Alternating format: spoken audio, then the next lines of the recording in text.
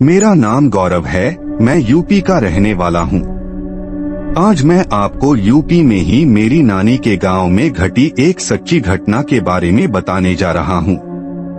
यह किस्सा बहुत पुराना है, करीब 30 साल पहले का, जब मेरा जन्म भी नहीं हुआ था। बात यह थी कि मेरी नानी के गांव में उनके परिवार में कोई शादी तय हुई थी। गर्मियों का समय था, इसलिए रात में घरों के अंदर बहुत गर्मी होती थी। गांव में लोग रात को घर के बाहर खाट चारपाई डालकर सोते थे। उन दिनों बिजली भी कम होती थी, इसलिए रात में लोग टॉर्च के सहारे ही आते जाते थे। नानी के पड़ोस में एक बूढ़ी अम्मा रहती थीं, जो रोज रात को सोने के लिए मेरी नानी के घर के बाहर ही बाकी सब के पास आकर अपनी खाट पर लेट जाती थीं। एक रात सब लोग घर के बाहर सोए हुए थे। अचानक उन बूढ़ी अम्मा के परिवार के एक आदमी की आंख खुली। उसने देखा कि अम्मा अपनी खाट पर नहीं हैं। थोड़ी देर इंतजार किया, लेकिन जब वो वापस नहीं आई तो उसने मेरे नाना जी को जगाया। सब लोग घबरा गए और रात के अंधेरे में टॉर्चें लेकर अम्मा को ढूंढने निकल पड़े। मेरे नाना जी भी खेतों में ढूंढ रहे थे। ढूंढते ढूंढते अचानक उन्हें अपने पैर के नीचे कुछ दबा हुआ महसूस हुआ। उन्होंने तुरंत टॉर्च की रोशनी डाली और देखा कि वो बूढ़ी अम्मा आधी जमीन में धंसी हुई थीं। नाना जी का पैर सीधा अम्मा के हाथ पर पड़ा था। नाना ने शोर मचाया, सब लोग वहां पहुंचे और जमीन खोदकर किसी तरह अम्मा को बाहर निकाला। हैरान करने वाली बात यह थी कि उनकी साड़ी में बहुत सारे पत्थर बंधे हुए थे। घर लाकर जब अम्मा को होश आया और वो बात करने की स्थिति में हुई, तो उन्होंने जो बताया वो सुनने वालों के होश उड़ा गया।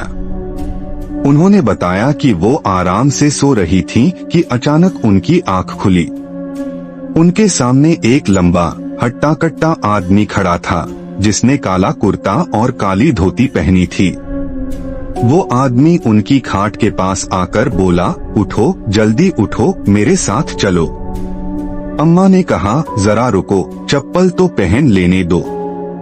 उस आदमी ने जवाब दिया, चप्पलें छोड़ो, मैं तुम्हें सोने की चप्पलें दिलाऊंगा, जल्दी से मेरे साथ चलो। अम्मा उसके साथ पैदल चलने लगी। कुछ कदम दूर चलने पर उन्होंने देखा कि वहाँ एक बड़ा सा रथ खड़ा था, जिसमें 2 सफेद घोड़े जुते थे। रथ के पीछे 2 औरतें भी खड़ी थीं, जिन्होंने काली साड़ी पहनी थी। उनके बाल लंबे थे और हाथों में भाले पकड़े थे। उस आदमी ने अम्मा को रथ में बिठाया और रथ हवा में उड़ता हुआ चल पड़ा। लेकिन थोड़ी ही दूर जाकर अचानक उस आदमी ने अम्मा को रथ से धक्का देकर नीचे गिरा दिया। धक्का देते हुए उसने कहा था, आज तो तू बच गई, लेकिन अगली बार नहीं बच पाएगी। अम्मा की बात सुनकर सब हैरान थे। यह सिर्फ उनका भ्रम नहीं हो सकता था, क्योंकि वो वास्तव में जमीन में दबी हुई मिली थीं। यह कौन सी बला थी जो उस रात उन्हें सोने की चप्पलों का लालच देकर अपने साथ ले जा रही थी? यह आज भी एक रहस्य है। यह उन दिनों की बात है जब नानी की नई नई शादी हुई थी। मेरे नाना एक ऑर्डिनेंस फैक्ट्री में ऑफिसर थे और उन्हें फैक्ट्री की तरफ से रहने के लिए एक क्वार्टर मिला था। लेकिन समस्या यह थी कि वो क्वार्टर एक ऐसी जगह पर था जहां अजीबोगरीब चीजें अक्सर होती रहती थीं। उस इलाके को लोग गंदे नाले के नाम से पुकारते थे। नई दुल्हन बनकर नानी जब वहां आई तो जाते ही उन्हें नकारात्मक ऊर्जा महसूस होने लगी थी। नानी वहां नई थीं, इसलिए उन्होंने ध्यान नहीं दिया। नाना जी की अक्सर नाइट ड्यूटी लगती थी और उनके जाने के बाद नानी घर में बिल्कुल अकेली हो जाती थीं। जब भी नानी अकेली होती थीं, तो रात 12 बजे के बाद घर के अंदर और बाहर से बहुत अजीब आवाजें आने लगती थीं, जैसे किसी के जूते पहनकर चलने की आवाज, किसी के रोने की आवाज और चूड़ियों के बजने की आवाज। एक दिन नानी ने पड़ोस की एक बूढ़ी औरत से पूछा कि रात में आपके घर कौन रोता है। वो औरत समझ गई और उसने नानी से कहा, लगता है वो आ गया है। वो किसी को भी इस मकान में रहने नहीं देता। नानी ने यह बात नाना जी को बताई, लेकिन नाना जी इन बातों में बिल्कुल यकीन नहीं करते थे, इसलिए उन्होंने बात को टाल दिया। मगर धीरे धीरे यह सब घटनाएं बढ़ने लगीं। नानी हर रात बहुत डर जाती थीं। एक दिन नानी ने साफ कह दिया कि उन्हें इस घर में नहीं रहना। नाना ने उनका डर कम करने के लिए अपने एक भाई को रात में उनके पास सोने के लिए बुला लिया। उस रात नाना जी ड्यूटी पर चले गए और उनके भाई हॉल में सोए। रात ठीक 1 बजे नाना के भाई को जोर से दरवाजा खटखटाने की आवाज आई। वो उठे, दरवाजा खोला, बाहर कोई नहीं था। वो वापस जाकर सो गए। मगर थोड़ी ही देर बाद दरवाजा जोर जोर से पीटा जाने लगा। वो उस रात इतने बुरी तरह डर गए कि अगले ही दिन अपने गांव भाग गए। इस घटना के बाद नाना जी को भी लगने लगा कि इस घर में कुछ तो गड़बड़ है। उन्होंने तुरंत घर बदलने का फैसला किया। जिस दिन सामान शिफ्ट हो रहा था, करीब सारा सामान, यहाँ तक कि भगवान की तस्वीरें भी बाहर निकाली जा चुकी थीं। घर में सिर्फ एक बिस्तर, पानी का एक बड़ा सा मिट्टी का घड़ा और कुछ छोटी मोटी चीजें बची थीं। उस रात नाना जी अकेले वहां रुके। आधी रात को नाना जी को किसी के रोने की आवाज आई। वो देखने के लिए उठे ही थे कि अंदर से एक जोरदार आवाज आई, जैसे किसी ने पानी का घड़ा उठाकर जोर से जमीन पर पटक दिया हो। आवाज ऐसी आई जैसे कोई बड़ा सा पटाखा फूटा हो।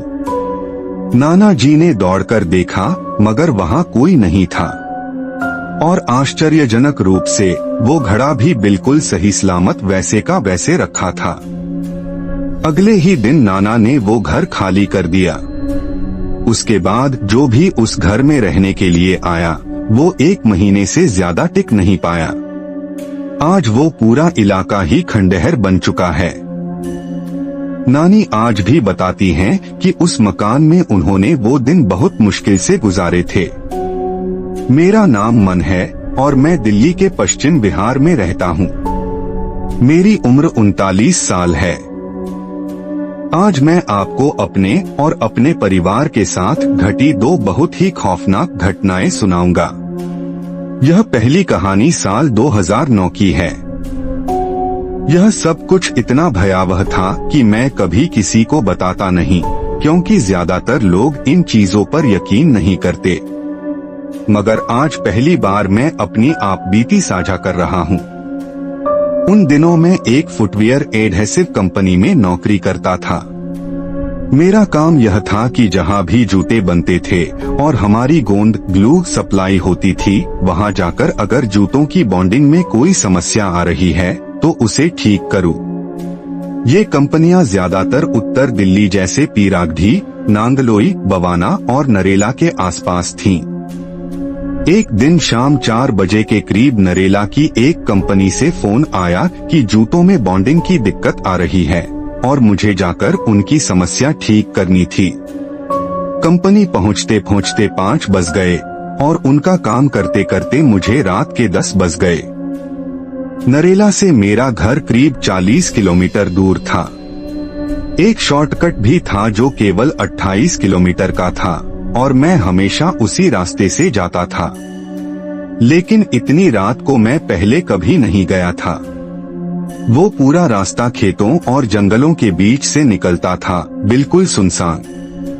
दूर दूर तक कोई स्ट्रीट लाइट नहीं थी। दिसंबर का महीना था, खून जमा देने वाली ठंड पड़ रही थी और कोहरा इतना घना था कि 10 मीटर से आगे कुछ दिखाई नहीं देता था। मैं बाइक स्टार्ट करके शॉर्टकट वाले रास्ते से निकल गया। बवाना गांव पार करने के बाद अगला गांव कंझावला था, जहां धुंध बहुत ज्यादा थी। कंझावला चौक पर पहुंचा तो पूरा चौक वीराना था। कोई इंसान तो दूर, कोई जानवर भी नजर नहीं आ रहा था। तभी मुझे बस स्टैंड पर खड़ी एक महिला दिखाई दी। उसने लाल रंग के कपड़े पहने थे और चेहरा एक दुपट्टे से ढका था। मैंने इंसानियत के नाते बाइक रोककर पूछा, बहन जी आपको कहाँ जाना है? अगर आगे हाईवे तक जाना है तो मैं छोड़ दूंगा। उसने कोई जवाब नहीं दिया। वो बस चुपचाप अपना सिर नीचे करके खड़ी रही। तभी मेरी नजर उसके पैरों पर पड़ी तो मैंने देखा कि उसके पैर उल्टे थे और तभी मेरे देखते ही देखते उसके पैर हवा में 3-4 फीट ऊपर उठ गए। उसके चेहरे से दुपट्टा भी हट गया। उसके चेहरे पर सिर्फ एक आंख थी, जबकि उसकी दूसरी आंख उसके गले तक लटक रही थी। उसका ऊपरी होंठ भी नहीं था। देखने में ऐसा लग रहा था जैसे उसका चेहरा किसी भारी चीज के नीचे आकर पिचक गया हो। यह देखते ही मैं बहुत बुरी तरह डर गया और मैंने अपनी बाइक पूरी रफ्तार से भगा दी। मगर वो औरत भी मेरे पीछे पीछे भागती हुई आ रही थी और मुझे आवाजें मार रही थी। वो इतनी तेजी से आ रही थी कि कभी मेरे बाएं तरफ आ जाती तो कभी दाएं तरफ। मैं उसे अपने साइड व्यू मिरर में देख रहा था। वो रुकने का नाम नहीं ले रही थी। मैं माँ काली को याद करता हुआ बाइक भगाए जा रहा था। मुझे याद आया कि आगे कुछ दूर एक रेलवे फाटक है। अगर वो बंद मिला तो आज मैं पक्का मारा जाऊंगा। वो मेरे बिल्कुल नजदीक आ चुकी थी। मेरी किस्मत अच्छी थी कि फाटक खुला था। मैंने बाइक भगाकर फाटक पार किया और फाटक पार करते ही वो औरत अचानक वहां से गायब हो गई। मैं 5 से 7 मिनट बाद हाईवे पर पहुंचा और नांगलोई की तरफ मुड़ा। वहां मुझे एक खुली चाय की दुकान और 3-4 बुजुर्ग लोग बैठे नजर आए। यह देखकर मुझे बहुत राहत मिली। मैंने कुछ देर सांस लेने के लिए वहीं बाइक रोक ली। तभी एक बुजुर्ग आदमी मेरे पास आया और कहा, ले बेटा यह चाय पी ले, ठंड बहुत है। मैंने मना किया तो उन्होंने मेरी पीठ पर हाथ रखा और कहा, पी ले बेटा, डर मत। मैंने उनसे चाय ले ली। फिर वो बुजुर्ग वहां बैठे दूसरे आदमी की तरफ देखकर मुझसे बोले, नांगलोई बस स्टैंड तक छोड़ दियो। मैंने भी सोचा अकेले जाने से तो बेहतर है कोई साथ हो। वो आदमी मेरी बाइक पर दोनों पैर एक तरफ करके बैठ गया। मैं खुश था कि अब आराम से घर पहुंच जाऊंगा। उसने अपना एक हाथ मेरे कंधे पर रखा हुआ था। बाइक चलाते चलाते मैं कब नांगलोई बस स्टैंड पहुंच गया मुझे पता ही नहीं चला।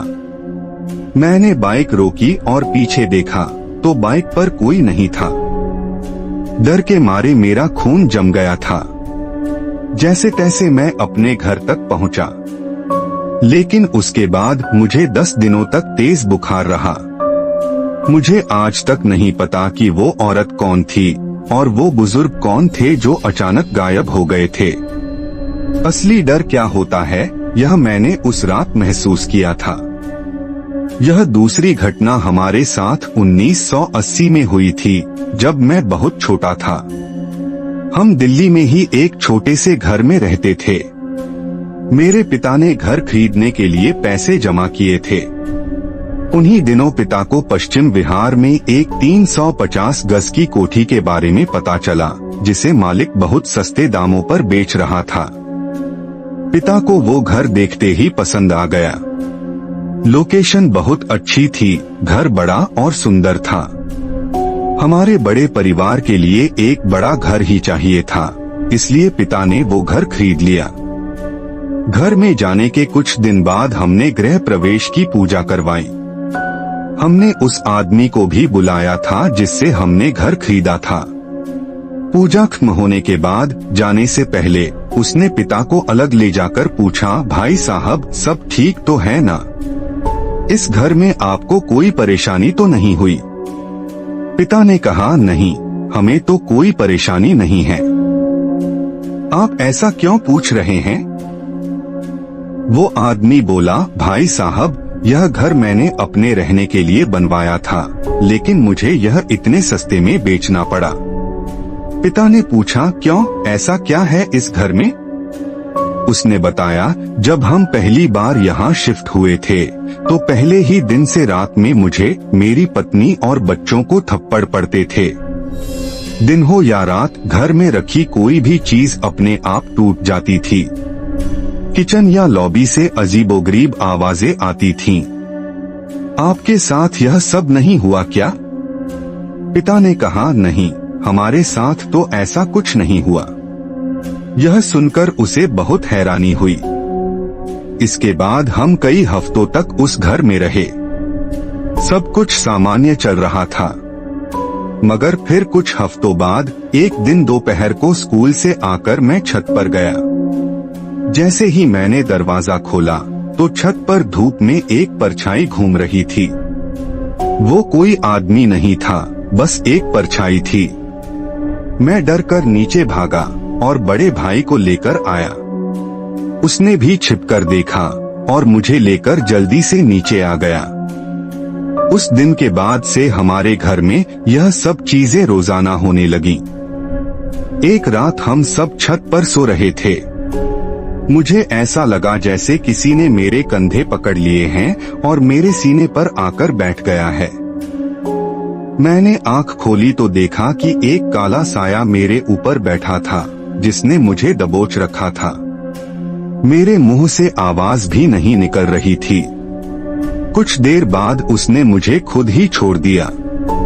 मैंने माँ को जगाया तो उन्होंने देखा कि मेरा रंग पीला पड़ा हुआ था और मेरे दोनों कंधों पर अंगुलियों के निशान बने थे, जैसे किसी ने मुझे बहुत जोर से पकड़ा हो। माँ और पिता रात में ही मुझे एक अंकल के पास ले गए जो भूत प्रेत उतारने का काम करते थे। उन्होंने मुझे देखा और झाड़ा लगाया, जिससे मुझे थोड़ा ठीक महसूस होने लगा। उन्होंने कहा कि अभी तो मैंने उस चीज को हटा दिया है, मगर कल मुझे आपके घर आकर देखना पड़ेगा। अगले दिन वो हमारे घर आए और पीछे बरामदे में जाकर जमीन पर बैठ गए। उन्होंने मंत्रों से उस शक्ति को अपने सामने बुलाया और उससे बात करने लगे। आधे घंटे बाद उन्होंने हमें बताया कि यह जो घर है, यह किसी कब्र के ऊपर बना है। इस घर के नीचे किसी मुसलमान की कब्र है, लेकिन वो एक अच्छी रूह है जिसे पीर कहते हैं। उस पीर ने ही उन्हें बताया कि जब यह कॉलोनी नहीं बनी थी तो यहाँ मुसलमानों का कब्रिस्तान हुआ करता था। पीर साहब ने बताया, मैं इस घर में किसी को रहने नहीं देता। पहले भी एक परिवार रहता था, मैंने उन्हें मार मार कर भगा दिया था। लेकिन इस परिवार में छोटे बच्चे हैं, ये मुझे अच्छे लगते हैं, इसलिए मैं इन्हें ज्यादा परेशान नहीं करता। बस अपने होने का एहसास दिलाने के लिए दिखाई देने लगा हूँ। पीर साहब ने एक शर्त रखी, अगर ये लोग इस घर में रहना चाहते हैं तो इन्हें मुझे भी अपने परिवार का हिस्सा मानना पड़ेगा और हर गुरुवार को मेरे नाम से घर में एक दिया चिराग जलाना होगा। अगर ये ऐसा करेंगे तो मैं वादा करता हूँ कि कभी कोई नुकसान नहीं पहुँचाऊंगा और हमेशा इनका साथ दूंगा। पीर साहब की बात बिल्कुल सही साबित हुई। उसके बाद मेरे पिता का काम बहुत अच्छा चलने लगा। एक फैक्ट्री से बढ़कर हमारी 4 फैक्ट्रियां हो गईं और हमारी लाखों में कमाई होने लगी।